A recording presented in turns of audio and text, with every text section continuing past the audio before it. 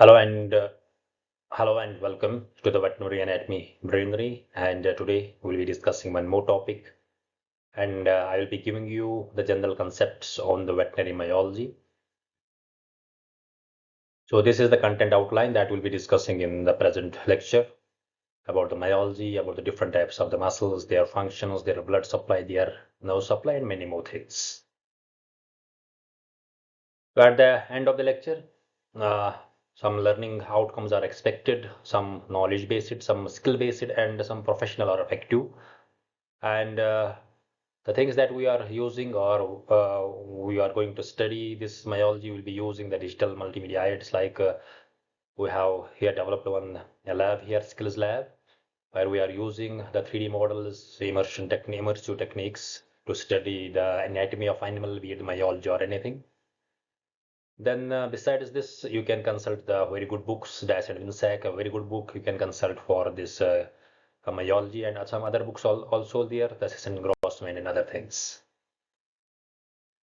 Coming to the introduction of myology. So myology is basically, when we study the myology, we study basically the structure of muscle. So along with the muscle, we study its accessory structures like with the muscle there is fascia, there is this ligaments, tendons, synovial membrane, synovial fluid. So when muscle plus these accessory structures, we study these things, their structure, function, and the relationship. This you call as a myology.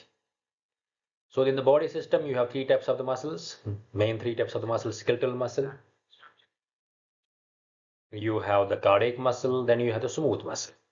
So all these three muscles, one is voluntary and the two are the involuntary muscles will form our musculature of our body.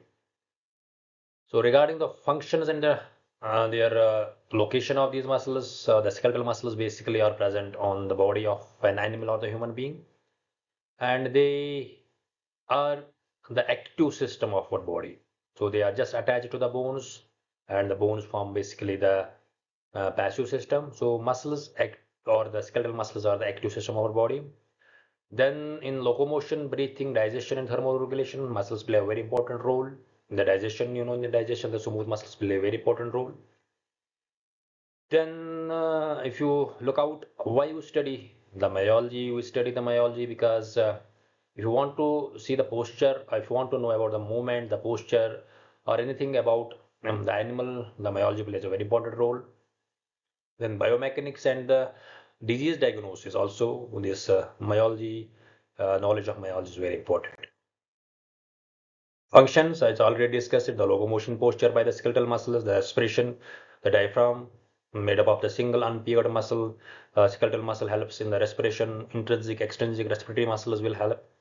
And then control of openings, you have the digestive system, then we have this respiratory system. The openings here or here at the mouth or respiratory system, they are guarded by the muscles, they are circular in nature, what we call the sphincters, and heat production and the metabolic reservoirs. So many functions are there with the muscle related to the body, animal body or the human body. Classification of the muscles, you classify the muscles in a different way, in various ways. So one of the classification is this, that is based on the tissue structure. That if you want to see how these muscles are made, what are the cells that are included in these muscles, so that is by tissue structure. So you have to take the sample of any muscle and see under the microscope. That means you have to see the histological picture of the muscle. So if you talk about the skeletal muscle and see under the microscope, you will see that this muscle is made up of muscle fibers. You can see the muscle fiber, and there will be the striations in this muscle. That's why it's called a striated muscle. The functionally or physiologically, it is voluntary in action. Then the cardiac muscle, you take the sample from the heart and see under the microscope. Again, the striations will be there, but in the cardiac muscles, there will be the cross-linking, or there will be these muscle fibers are linked with one another. Then smooth muscles, they are non-striated muscles, involuntary muscles, and they form the bulk of our this visceral organs. And when you see under the microscope, the sample of this microscope, you will see the spindle-shaped cells with single nucleus. So skeletal basically is the multinucleated structure, and smooth muscles are the single nucleus structure muscle cells. Then one more classification is by function, how the muscles will function. You have the some of the muscles the prime muscles, those will act as a prime movers of the body. They are called as agonists. And you have extensors, flexors, so many muscles in the body that acts as agonist muscles. Then antagonists, that means the two muscles will act opposite to each other. The best example is the extensor and the flexor. If you take the example of flexor, if these are the two bones, if this is the humerus, if this is humerus and this is the radius and ulna bone, and the muscles, the flexors will try to reduce this angle. So they will try to bring these two bones in close contact, reducing this angle. So these are the flexors. But in the opposite way, the extensors will try to increase this angle. That means they will try to make this angle as a 180 degree. So they are acting as opposite. So these are called as antagonist muscles. Then synergistus means the muscles that are helping each other to perform a specific function. You take the example of like these, you have the different types of extensors in the limbs. So if this extensor, suppose there are three extensors in the limb, if this extensor is going to perform the extension of the limb, the other three extensors will also try to do the same function and help this extensor muscle to perform the extension. That means they are performing the same function, and those are called as synergistics. Then fixators are they stabilize the bone or the joint to allow efficient movement. You have a good example, like there is one muscle that is attached towards the interior surface or the ventral surface of the scapula. You call it as a serratus ventralis. And serratus, if you just go by the name, serratus means serrations. It has a serration. Ventralis on the ventral aspect of the scapula. It attaches the scapula on the body and fixes it there. That's why it is called as a fixators. One more classification that depends upon because on the muscle fiber arrangement with respect to the tendon. So you have the muscles, the fibers are arranged in the parallel fashion with respect to that of the tendon, and these muscles which have the parallel muscle fibers, you call them parallel muscles. Then pinnate muscles. So suppose there is a tendon. If you take the example of this muscle here, this white color hole is a tendon. This hole is this way is a tendon. But the muscles fibers are attached on the one side. So when the muscle fibers are attached on the one side, and you call this as a unipinnate, then both sides of the tendon you call it a bipinnate.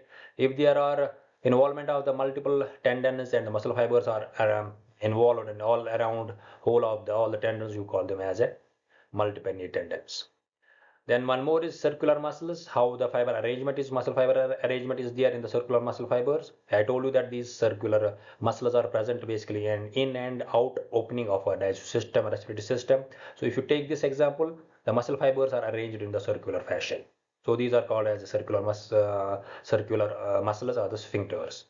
Then some of the muscle fibers, when they will start as a broad and they will just go on tapering and end in the tapering way.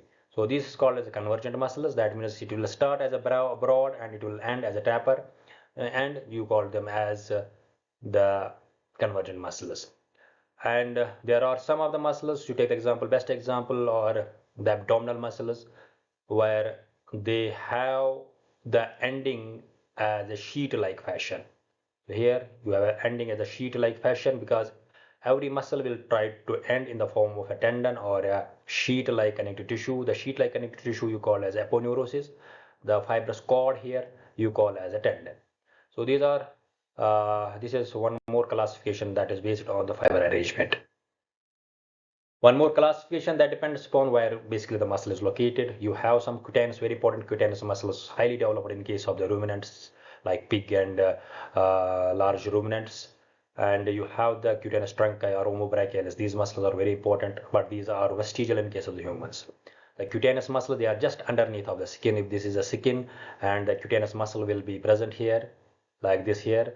So in case of the animals, they have a very specific function. Suppose any bird or any mosquito or any fly will sit on here on the skin of the animal, this muscle will just go for it is twitching, and because of the twitching of this muscle, there will be the movement of the skin and the fly will or any bird will run away. So that these muscles are vestigial because we have the hands, we have the function of those twitching is by our hands. Then the muscle location, whether it is located on the proximal of bone or the distal of bone. You take example of if this is a bone. So this is the proximal end of a bone. That means this is towards the body and this is away from the body. And if the muscle is located here, you call it the proximal. If it is located towards here, it is called as the distal. Then number of the heads. Each muscle has basically two parts. One part you call it the fleshy part. So if I am making here this fleshy part, then it has two ends because it is beginning and it is insertion. That means it is origin and insertion will start from the tendon. So each muscle will start by the connective tissue. So this will be the tendon. This will be also the tendon. That means it originated from here, it ended here in the form of origin is tendon, insertion is tendon. Then the central part, you call this as a venter or a belly. This is basically the fleshy part, venter, or this is called as a belly. So how many bellies are present in particular muscle? You have the classification as you have the biceps, two heads or two bellies, triceps, three heads or three bellies, quadriceps. That depends upon how many bellies you have. Suppose there is one more belly here in the bicep. One more belly will be like this. So you can call it a bicep. So this is one more classification that depends upon the location of the muscles at different parts of the body. So this is the tabular form I have given you. The different types of the muscles, their functions and examples in domesticated animals. Then structure of skeletal muscle. So when you see the muscle under the microscope, what all the things you are going to see. You take a piece of muscle, small sample of muscle and see under the microscope. So what are the things you are going to see? The first things you are going to see is the different coverings of the muscles at the different tables. You can see that. Suppose if this is a muscle fiber and this muscle fiber basically is covered at the initial level by a thin connective tissue, what you call as endomysium. So this will be endomysium here, endomysium. Then, so here also it will be covered by endomysium. So then this muscle basically is made up of different muscle fibers. So one more muscle fiber will be here. Then it will be covered again by endomysium. One more muscle fiber will be here. Altogether, all the muscle fibers will be covered by the endomysium. Then these all the muscle fibers together will constitute one more unit. So whole of this unit you call it as a fascicle. Here it is written as fascicle. So fascicle, when the fascicle will be formed, it will be again covered by one more covering. Whole of the covering, whole of this. So let me make by this color. So one more covering will be covering all these muscle fibers together, and you call this as a perimysium, PE, perimysium. Then in the muscle there will be the different fascicles. Suppose it's fascicle 1, here will be fascicle 2, fascicle 3.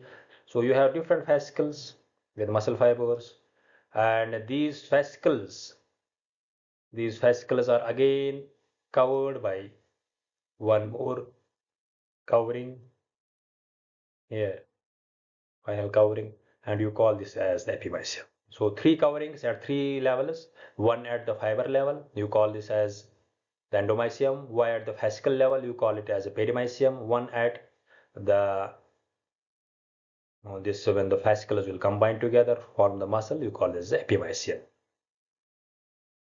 Then if you look out the muscle fiber cell, basically this is the cell of the skeletal muscle. The outer covering of the muscle cell here in the other cell is called as a membrane, like cell membrane, here you call it a sarcolemma. The cytoplasm, the common name of the cells, here you call it a sarcoplasm. Then this cell will be having the mitochondria, then ATP, and this muscle fiber basically consisting of the different myofibrils and the sarcomeres. The connecting units of sarcomere, if you look out here, area between the two Z lines having one M line is the sarcomere. The repeating units of the sarcomere will constitute this whole as a structure what we call as a myofibril. And this myofibril, combination of these myofibrils will constitute the muscle fibers. and you have very important proteins there, actin and the myosin proteins, thick and thin filaments. They help in the contraction and the relaxation of the muscles. And if you go in the more microscopic details, you can find T-tubulus, sarcoplasmic reticulum, you can find the calcium channels. They are very important for the movement, contraction, the relaxation of the muscles.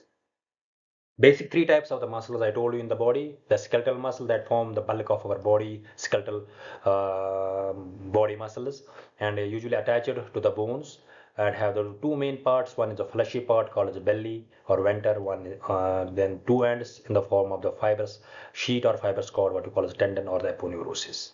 And if you look out under the microscope, this is the diagrammatic representation of the skeletal muscle. You will find the serrated appearance of the muscle fibers, and with the multinucleated appearance.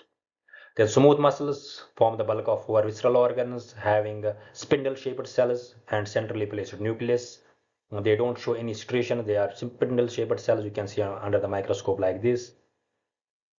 Then cardiac muscles from the heart, again they are the striated muscles, but the striations are there. This is the striation 1, striation 2, striation 3. But these striations, because these muscle fibers are basically connected by the cross-linking, and they have very particular junction between the adjacent cells, what we call as intercalated disc. This is the specific characteristic of the cardiac muscles. So already told you, besides the muscles are attached with the tendons, aponeurosis, fascia, bursae, and the sheath. And these tendons are basically when the muscle ends in the fibrous cord. You see here, there is a muscle from here to here, and it is ending in a fibrous cord like this structure. So this is the fibrous cord, or this is a fibrous cord like structure. We call this as a tendon. Then fascia, each muscle is supported at the initial level or superficial level and the deeper level by the fascia. So this you remove the skin, you will see the white glistening surface. This is the fascia. Then at the interior also deep you go, when you see the myology or when you see the different muscles of the body, you just see the fascia in the deep. That is called as a deep fascia also. And the function of the deep fascia, that they will separate the different kinds of the muscles. Now the nature has proved, because when the muscle is here, if it is ending here and it has to go through all along the bone or any joint, so there is the chances of wear and tear of the tendon or the muscle.